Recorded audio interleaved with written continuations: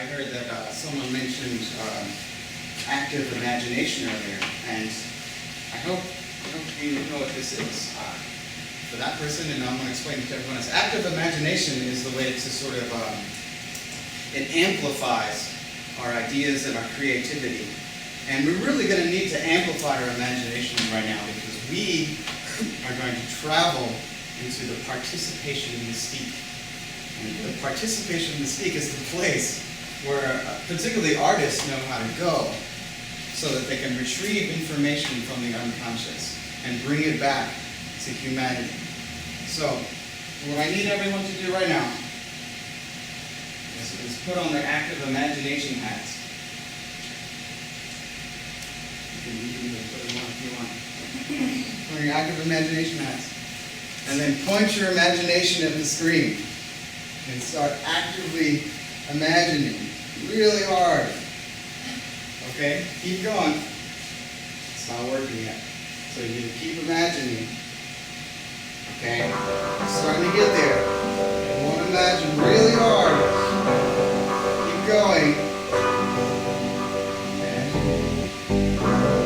It's working. Don't give up. Don't stop.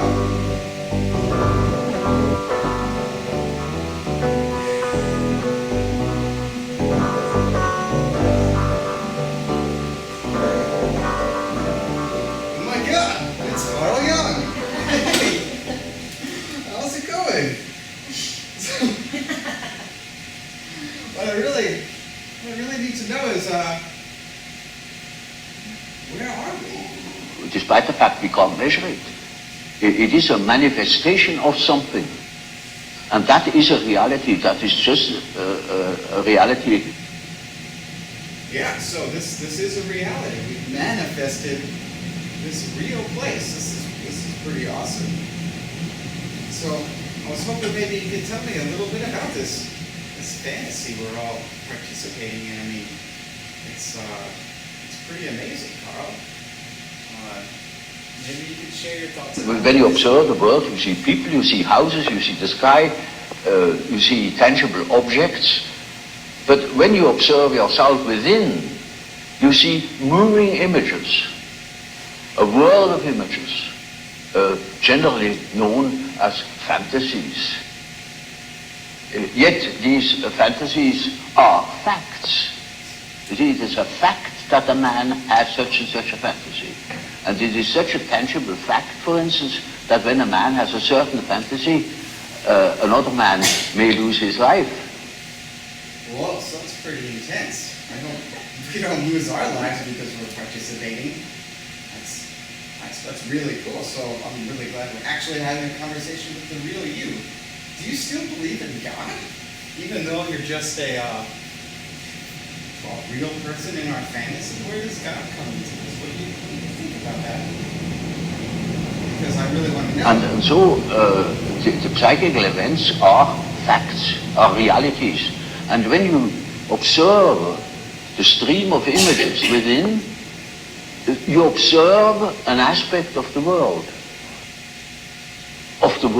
within. Yes, I understand. We're in the world with you now, and it's really amazing. And these fantasies, they seem so real, but really, do you still know God? Like, what is it you still believe in? And what do you really now? Yeah, now. That's what we're talking about. Difficult to answer. I know. I don't need to believe. I know. So that's a really bold statement. Really, I mean, you know. Can you, please explain this a little bit more? I mean, where do you have... Well, I can't say. Please do. You see, the word belief is a difficult thing for me. I don't believe. I must have a reason for a certain hypothesis. Either I know a thing, and when I know it, I don't need to believe it. If I don't allow myself, for instance, to believe a thing just for the sake of believing it. I can't believe it. Yeah, I guess you shouldn't. That's a very wonderfully scientific thing to say. But with those beliefs, I mean, don't you have lots of secrets on some people? I mean, why don't you spill some dish about Freud? I mean, what were his dreams? You talked to him. I know you've had playing around the Well, that is rather indiscreet to ask. You know, there is such a thing as a professional secret. Okay. Well, then moving on. Well, what do you think about, humanity? Where are we going today? What do we do? We're all in school. Should we keep studying the psyche? And what's really the point of all this? Maybe you could tell us, from the speech. You know, man doesn't stand forever his nullification. Once there will be a reaction, and I see it setting in. When I think of my patients, they all seek their own existence, and to assure their existence against that complete atomization into nothingness or into meaninglessness. Man cannot stand a meaningless life. We need more understanding of human nature, because the only real danger that exists is man himself. Wow. He is the great danger. And we are pitifully unaware of it. We know nothing of man. Far too little. His psyche should be studied, because we are the origin of all coming evil. So it's a little depressing, Carl. But I think we could agree that, I want to learn more. And I think I want to go into the participation in Steve. I want to ask you some questions.